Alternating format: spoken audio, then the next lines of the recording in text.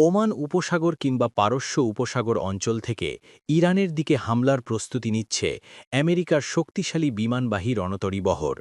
এই career strike গ্রুপে রয়েছে একাধিক ডেস্ট্রয়ার, ফ্রিগেট এবং অত্যাধুনিক যুদ্ধজাহাজ।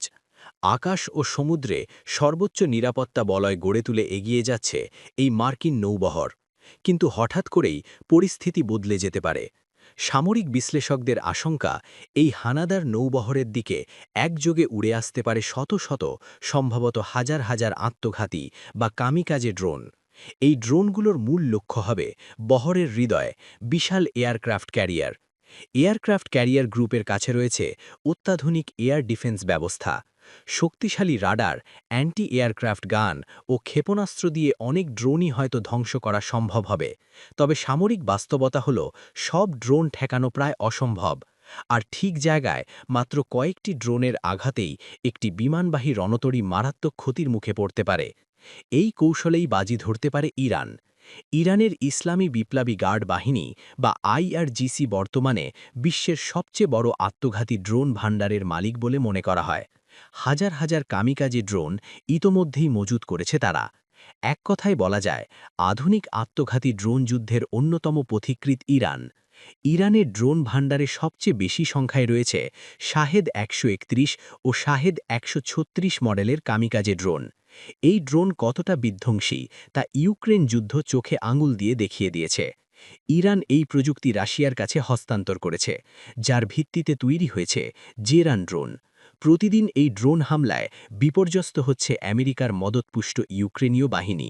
এবার সেই শাহেদ ড্রোনের সম্ভাব্য লক্ষ্যবস্তু হতে পারে আমেরিকার গর্ব এয়ারক্রাফট ক্যারিয়ার। সামরিক পরিভাষায় একসাথে বিপুল সংখ্যক ড্রোন বা ক্ষেপণাস্ত্র ছুড়ে হামলাকে বলা হয় সোয়াম অ্যাট্যাক বা স্যাচুরেশন অ্যাট্যাক। শক্তিশালী এয়ার ডিফেন্স ভেদ করার জন্য এই কৌশল অত্যন্ত কার্যকর। অতীতে ইসরায়েলের দিকে একযোগে রকেট নিক্ষেপ করে সাফল্য পেয়েছিল ফিলিস্তিনের প্রতিরোধ গোষ্ঠীগুলো। ইরানও এর আগে ইসরায়েল লক্ষ্য করে একই কৌশলে ব্যাপক হামলা চালিয়েছে। সামরিক বিষয়ক ওয়েবসাইট ডিফেন্স সিকিউরিটি এশিয়ার মতে, হাজার হাজার ড্রোন একযোগে আক্রমণ করলে বিশ্বের সবচেয়ে শক্তিশালী নৌবহরও তা পুরোপুরি প্রতিহত করতে পারবে না। ফলে আমেরিকান বাহিনীর বড় ধরনের ক্ষতির আশঙ্কা উড়িয়ে দেওয়া যাচ্ছে না। এই মুহূর্তে মধ্যপ্রাচ্যে অবস্থান করছে আমেরিকান বিমানবাহী রণতরী ইউএসএস আব্রাহাম লিঙ্কন। খুব শীঘ্রই সেখানে যোগ দেওয়ার কথা আরেকটি ক্যারিয়ার ইউএসএস রুজভেল্টের। প্রতিটি বিমানবাহী রণতরীর দাম কয়েক বিলিয়ন ডলার। যদি কোনোভাবে ইরান এসব বিমানবাহী রণতরীতে বড় ক্ষতি করতে পারে কিংবা ডুবিয়ে দিতে সক্ষম হয়, তাহলে তা হবে ইরানের জন্য এক বিশাল সামরিক ও কৌশলগত বিজয়। একই সঙ্গে মধ্যপ্রাচ্যের যুদ্ধ পরিস্থিতি পৌঁছে যাবে এক ভয়ঙ্কর নতুন মোড়ে।